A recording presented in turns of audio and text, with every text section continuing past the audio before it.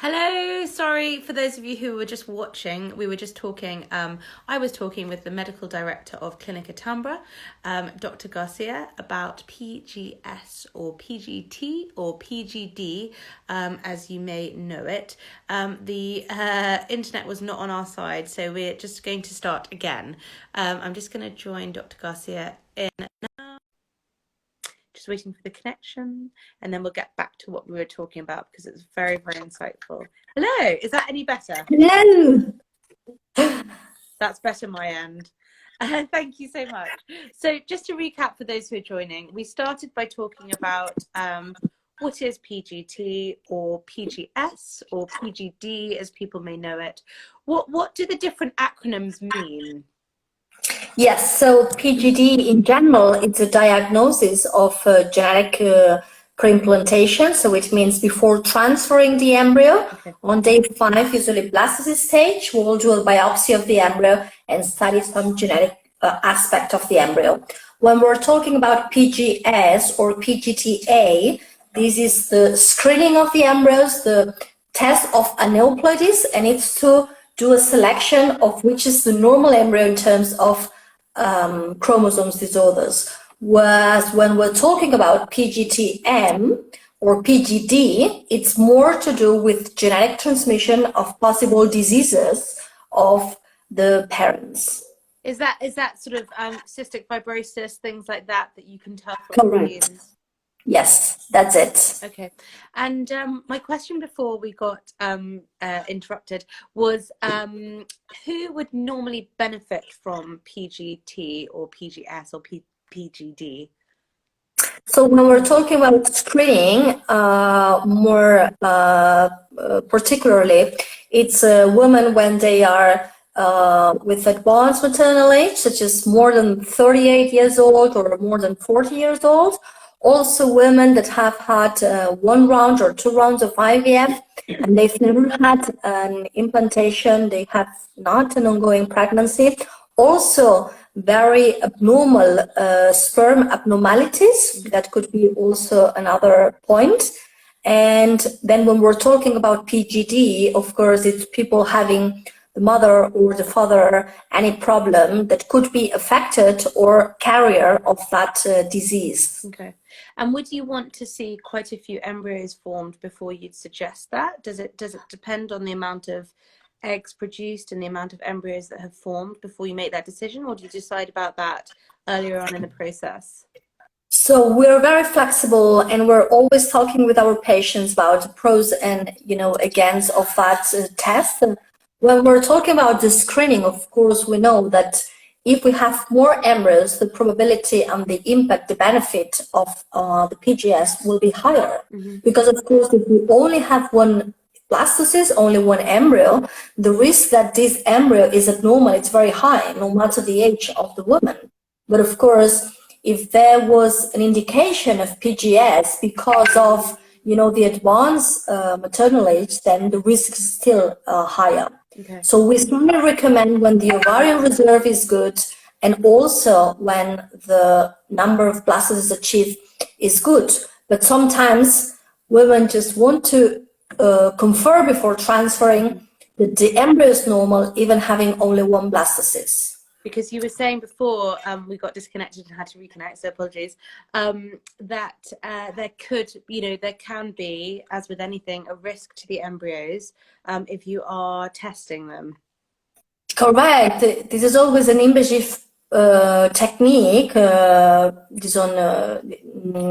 out in the embryos. And of course, if you're asking a general biologist, they would just say it's better not to do it because, it's normal to consider. It's much better not to proceed with this invasive treatment in the embryo. But of course, it's also a benefit when we are, just considering each case in particular. So we have had previous implantation failure, or there is a high risk of abnormality disorders, then it's recommended to do it even we have a lower number of embryos. Okay. And you were saying just before that it depends on you know, how many times you may have tried a cycle and not had success in terms of when you're talking about implantation failure. I presume you wouldn't necessarily suggest it for someone who's doing their initial round, depending on whether there might be a medical history of a genetic condition that might be, you know, at risk of being passed on, that kind of thing. Is that right? I don't know if I have correctly understood your question, but of course, there are some factors in the general history when we're talking about our patients. For instance, when we are doing the karyotype, which is a blood test in the mother and the father to confirm if the general chromosomes in their cells are normal or not. So if this is the case, that this is one of the problems, they're having any abnormality, any translocation between any chromosomes, then yes, it's absolutely recommended to just go ahead with IVF connected with PGS, because otherwise we're going to create embryos with high risk of abnormalities and will lead to implantation failure or repeated miscarriage, and that will be very frustrating for the couple or the female and also the professional. Absolutely. And when someone has their embryo screened like this, is it normal that they might lose, a fair share of them because you've tested them and some of them aren't genetically recommended to move ahead with? Sorry, can you repeat the question? I didn't understand correctly. So if you were taking, say, 6 embryos from, I don't know, a 38-year-old or a 40-year-old, would it be normal that you would see some abnormalities with, say, half of them or 4 of them, or what's kind of the ratio of what the tests reveal?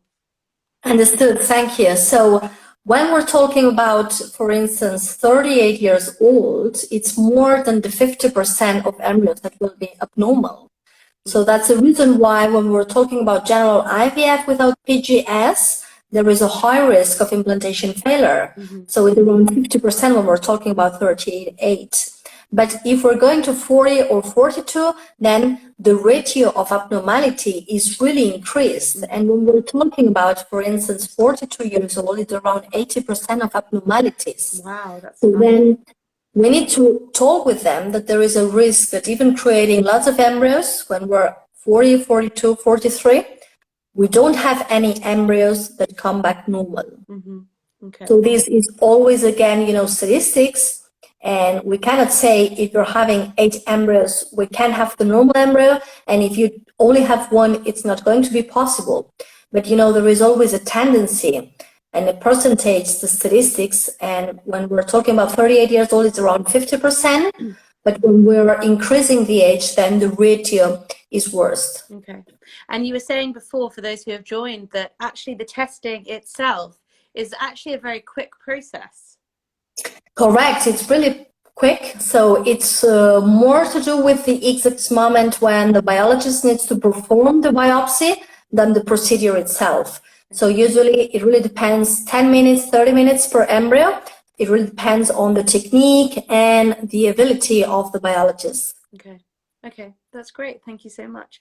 We've just, you've very kindly written an article explaining all about this and actually answering our readers' questions around this topic, which is a very popular topic. So head to the link in Fertility Help Hub's bio to read that.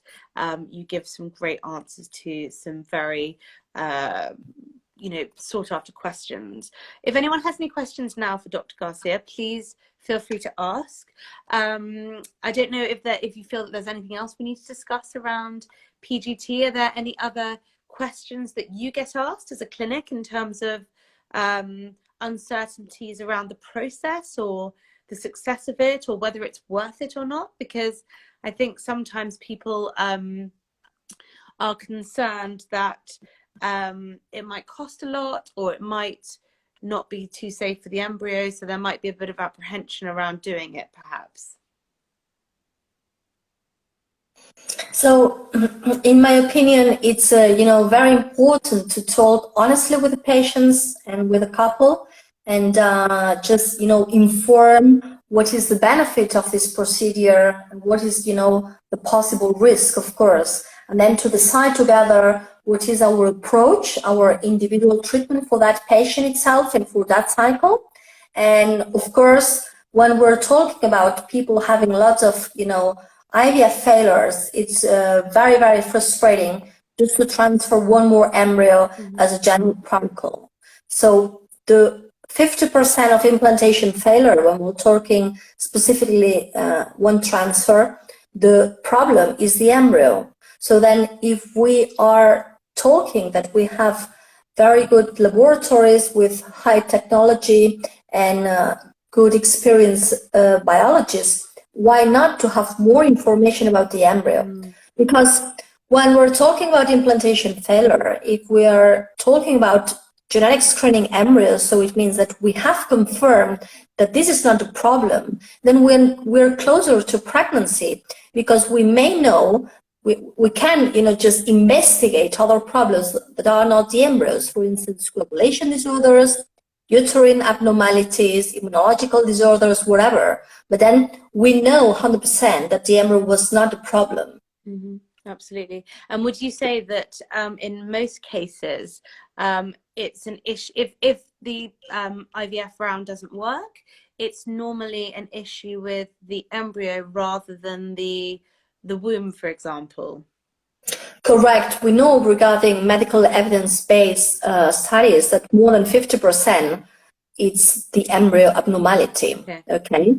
So when we're talking that we're excluding this problem, then we know that we need to concentrate with, blood disorders or immunological or uterine or receptivity, whatever. Okay. So if the embryo has not been biopsied, the genetic screening, we can imagine more than 50% the problem was the embryo, and the other 50% are other possible questions such as receptivity, such as coagulation disorders, uterine abnormalities, whatever. Okay. And what's the latest with your clinic in terms of the COVID era at the moment? So the situation right now is that next Monday, the 11th May, we're opening again for all laboratories and all techniques, all treatments. So, of course, people living in Madrid will be able to start back. We have lots of patients that are going to start next week. But, of course, we know that international people perhaps need to wait a little bit, 1 month, 2 months. We know that many patients from France will be able to come beginning of June. So we will need to talk with each embassy and, just consider what is the situation regarding flights. But of course, we will share and give a specific report to travel with, if of course this is required. Okay. And we know that regarding COVID, in pregnancy, the risk of infection, it's not higher, so it's exactly the same than any other person. And we need to avoid only women having extra risk of, infections such as immunodeficiency or, pathology that could increase the risk of getting the COVID situation.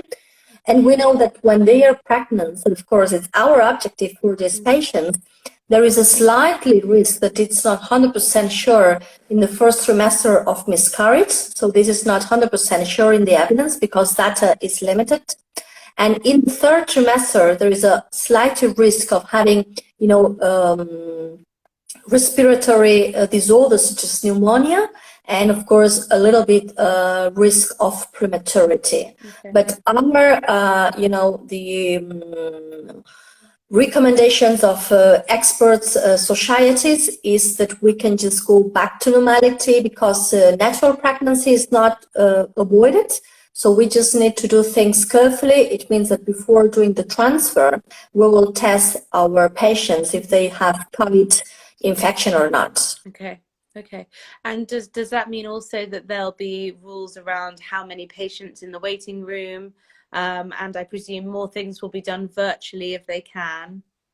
Correct. So fortunately, Clinica Tambra has individual waiting rooms. So that's very, very good. We are already prepared for this situation. That's brilliant. Because, it's very, very nice, the atmosphere of the clinic, but everybody's, just saying it's a fantastic, idea to have individual waiting rooms, because when you're going to such a, these treatments, you don't want to, just contact with others, and you prefer anonymity, or you prefer just to stay alone in the waiting room. So of course we will have this, and we will of course use masks, gloves, all, the protection. And this week before starting, next Monday, we have done the test of COVID to all our team, just to be sure that our clinic is COVID negative. Mm-hmm. Okay, great. Great. Well, fingers crossed for Monday then. Does anyone who's joined have any questions? We've been talking about PGT and genetic screening of embryos. Thank you so much for the questions that you've answered of our readers in the recent article that we've done together, which is published on Fertility Help Hub's website. It goes into depth about everything we've been talking about tonight. The one thing we haven't really touched on, and I presume obviously this depends on the person's situation, how many, as you said in the article, how many embryos may be tested, and the clinic, is what are the general costs for PGT or PGS? If we're talking about PGS, usually it's around 1,000 euros extra. Okay.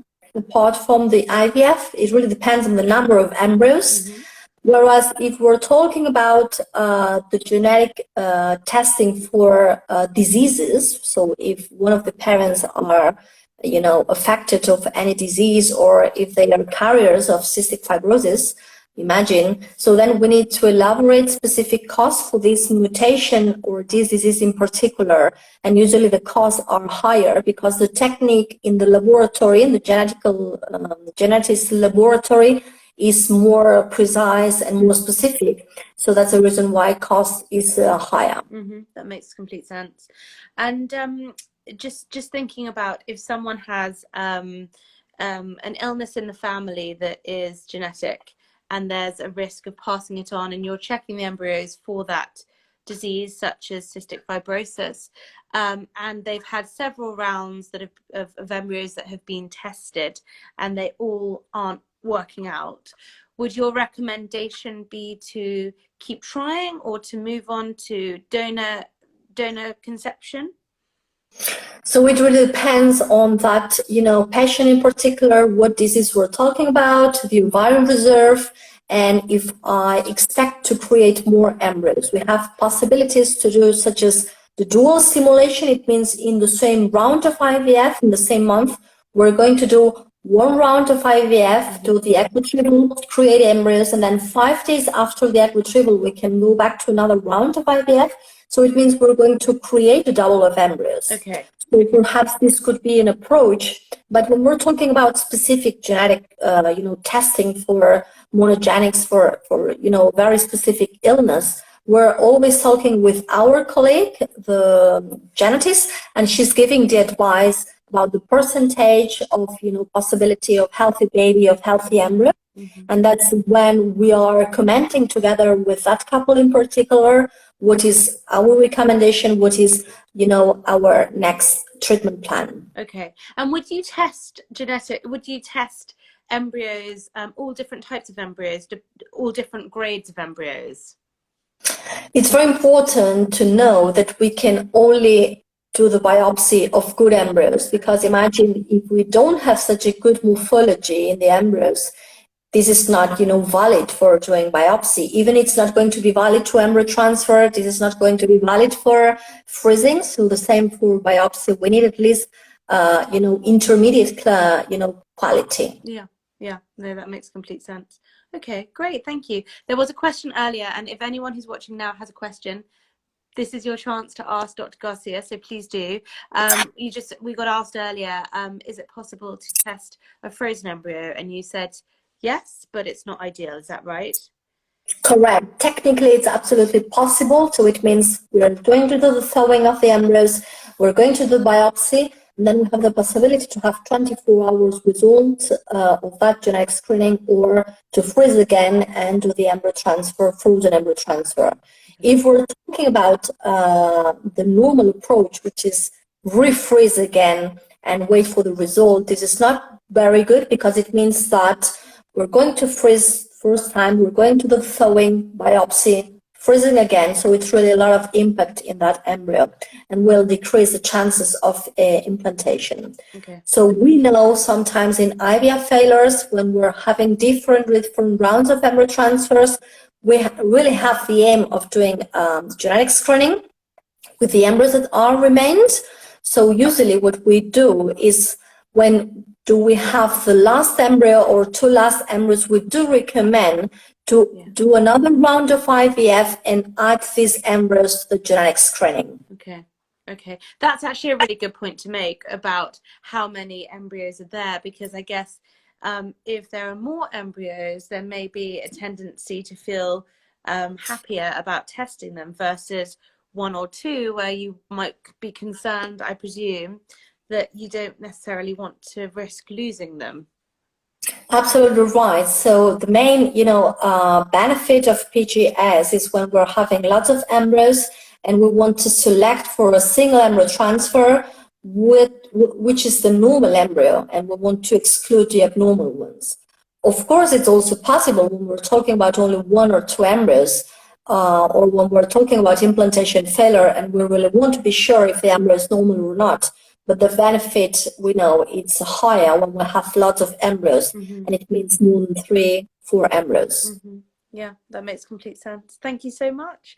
If anyone has any questions, please ask now. If not, you can follow up, send them to myself and I can pass them on, or you can speak to Dr. Garcia at Clinica Tambra directly. Thank you so much for your time this evening. Really appreciate your thoughts on PGT, and fingers crossed for reopening on Monday, the 11th next week. Thanks a lot, and bye-bye, fertility help friends. Keep in touch. Thank you. Hope to see you soon. Definitely. Thanks very much for your time. Bye-bye. Thank you. Take care.